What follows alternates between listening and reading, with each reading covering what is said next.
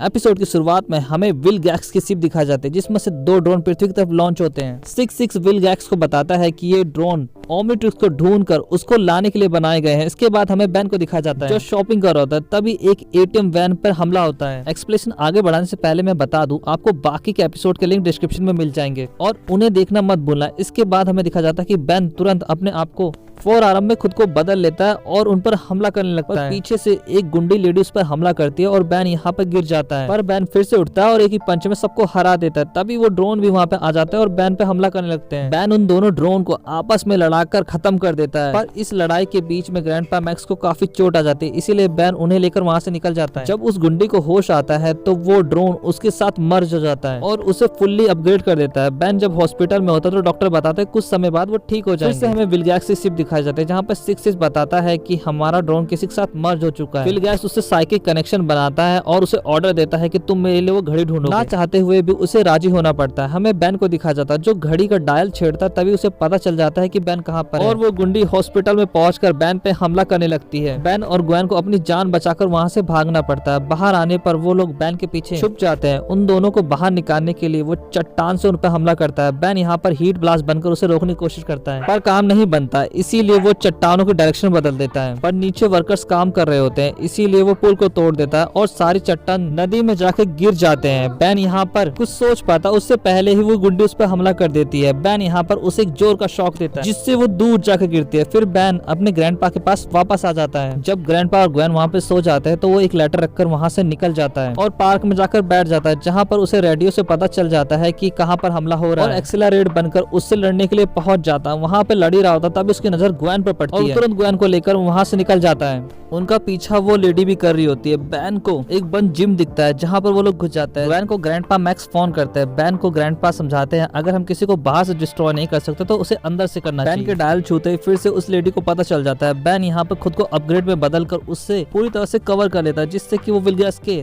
Mind से जुड़ जाता है और विल गैक्स यहाँ पर धमका होता है, जिससे कुछ देर के लिए बैन अपने पर से काबू खो देता है और यही मौका पाकर वो उसे अपने से दूर कर देती है और बैन पर लगातार हमला करने लगती है। लेकिन बैन यहाँ पर उसे फिर से कवर करके अंदर से डिस्ट्रॉय कर देता है और उसका कवच टूटते ही फिर से नॉर्मल लेडी हो जाती है। वो बैन पर हमला करने की कोशिश करती है, लेकिन ग्वेन यहाँ पर उसे एक जोरदार लात मारती है। बैन गुंडी को पुलिस वालों को सौंप कर वहाँ से निकल जाता है। ग्रैंडपा मैक्स भी अब ठीक हो चुके होते हैं। बैन ने जो अपग्रेड बनकर देखा वो जब ग्रैंडपा और ग्वेन को बताता तो ग्रैंडपा मैक्स टेंशन में आ जाते हैं और आसमान की तरफ देखने लगते हैं। विल गैक्स की स्पेसशिप दिखाने के साथ ही एपिसोड यहाँ पे खत्म हो जाता है। आपको एपिसोड कैसा लगा जरूर बताएं और लाइक और सब्सक्राइब करना ना भूले। Thanks for watching, sayonara.